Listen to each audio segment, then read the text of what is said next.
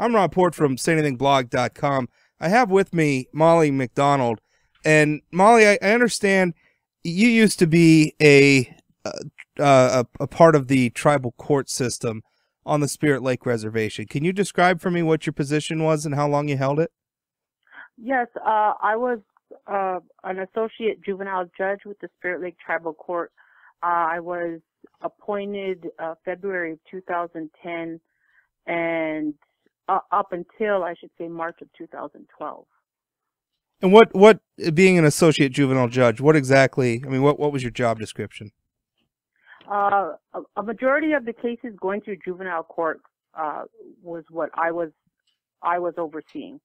I also assisted the chief judge with any adult criminal cases, civil, anything that he felt he couldn't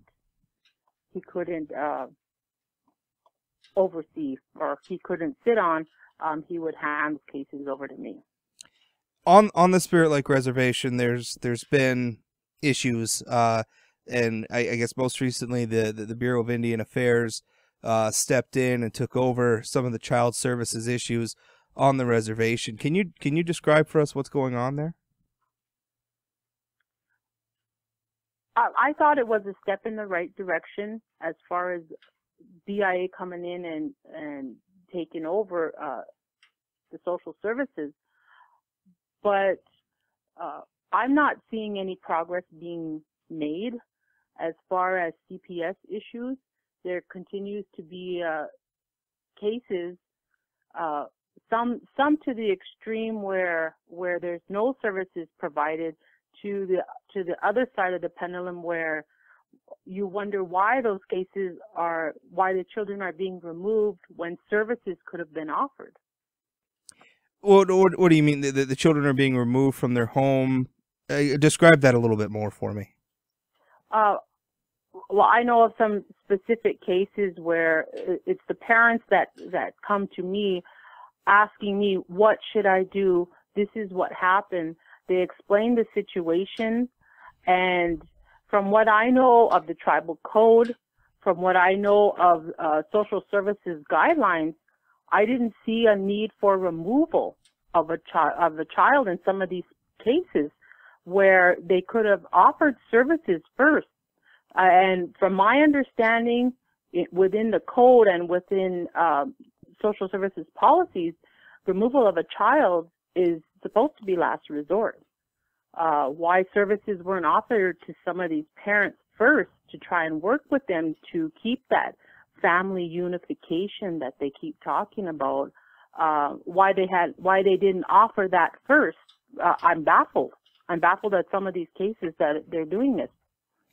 In the Grand Forks Herald today, there was an article about the Spirit Lake Reservation, and I wanted to read from you a quote for you from it and get your reaction to it. It says, "Despite persistent allegations by critics that children of the Spirit Lake Nation remain at risk due to placement with known sex offenders, the tribal court's chief judge insists that isn't happening. No children are placed with sexual predators," Judge Shirley Kane said last week. "I'm a stickler for that," she said. "I have the book listing convicted sex offenders, their crimes, and places of residence. I know who the registered sex offenders are." Do you feel like that's a true statement? No, I don't. I could name three registered sex offenders right off the top of my head that I know that there's children in their homes.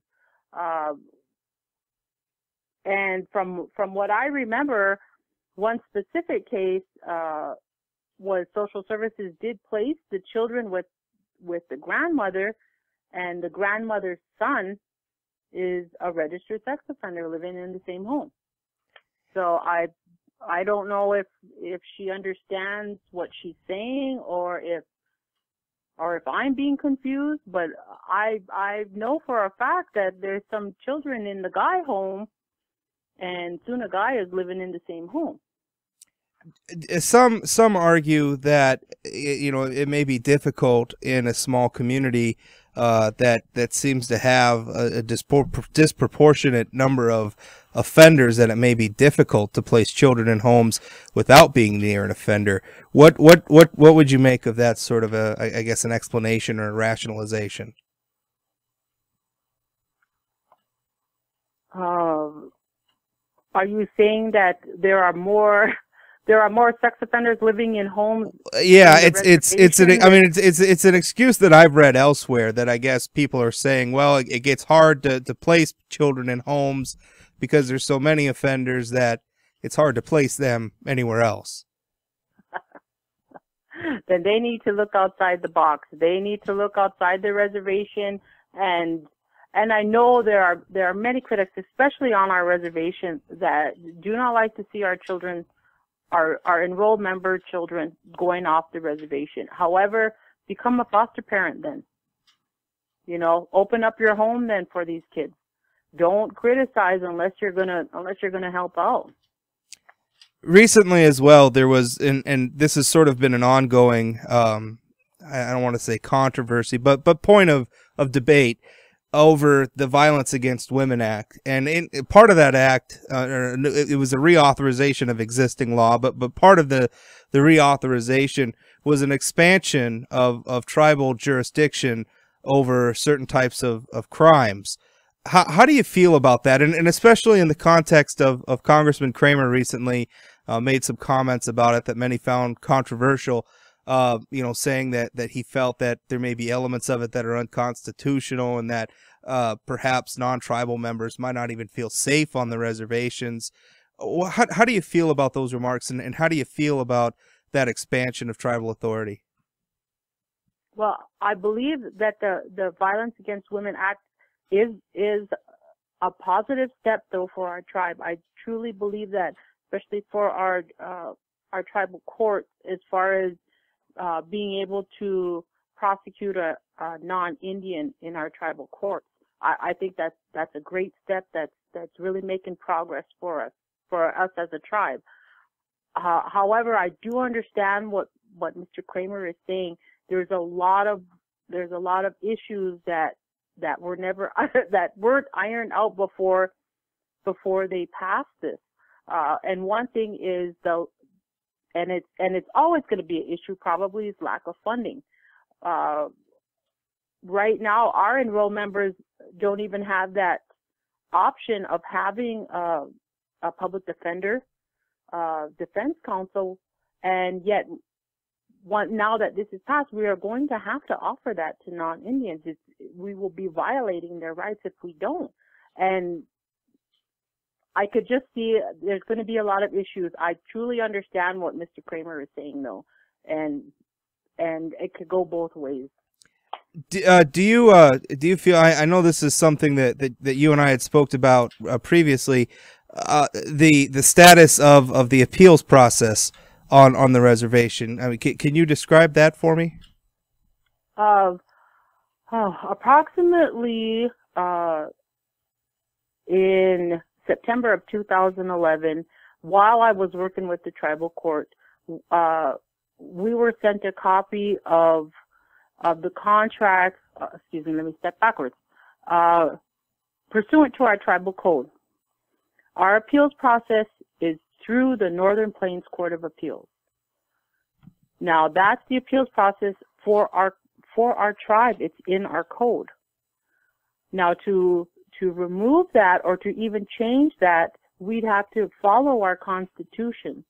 Our tribal constitution states that any changes made to our tribal code will be made by vote of the people. Now, back in September of 2011, while I was working at the court, we were given a copy of the contract for Northern Plains Court of Appeals. Our contract was going to be up in January of 2012. The contract was sent to Chairman Yankton. Chairman Yankton assured the court that he would sign it, and he didn't. When January of 2012 came, our Northern Plains Court of Appeals then contacted the court asking if we knew where this contract was, and we told them exactly what Chairman Yankton said, was that he was going to sign it, and he didn't. And because of that, we were then informed that we could no longer use the Northern Plains Court of Appeals. So from that time on, we had no appeals process. And I believe it was in October or November of 2012, where Judge Kane did an interview with the Devil's Lake Journal, and she mentions that the tribal council passed a new appeals process. However, that appeals process is illegal because they did not follow our tribal constitution by having the people vote on that appeals process. And her being a licensed attorney, she should be well aware of that. So in your opinion, is there a legal appeals process at the Spirit Lake Reservation right now? In my opinion, no, there isn't. If you were to be convicted of a crime in the tribal court on the Spirit Lake Reservation right now and you wanted to appeal that crime, would you be able to do it and have it? I mean, what sort of a process would that look like right now?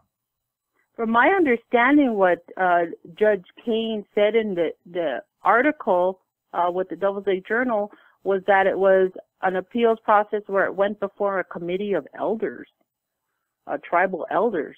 I'm not exactly sure if that process was ever set up. What exactly it entails, I have no idea. All right. Molly, thank you so much for your time. I really appreciate you speaking out on this. One last question. What do you think could be done to fix what's wrong at Spirit Lake to protect the children and to protect the people who are victimized by violence? What can be done? I believe if all of our agencies start working together, they always talked about wraparound services. I believe if we can work together in that capacity, in that frame of mind, wraparound, these cases could be prosecuted federally, tribally, and federally, and we can get the best possible services for our children if we can all learn to work together. That was the hard thing about while being a judge, was that everyone was territorial. That's that's mine, this is yours, that's your business, this is my business. If we had worked together, it would have been a better process. Who is standing in the way of that sort of cooperation? Everybody, I want to say every director from every agency was very territorial. The director of tribal social services, the chief of law enforcement, the tribal council. Everyone was territorial. Nobody wanted to do more than they had to do. Territorial, even in instances where it was clear that children were being put in danger, or that people guilty of violence against women and others weren't being brought to justice, even in those instances. Absolutely. Whenever domestic violence cases, law enforcement, even if the officer was the one on the scene, I'm not going to do it because I'm going to allow our domestic violence officer to do it. I don't know how many times I heard that. Molly, again, thank you for your time. I appreciate it. No problem.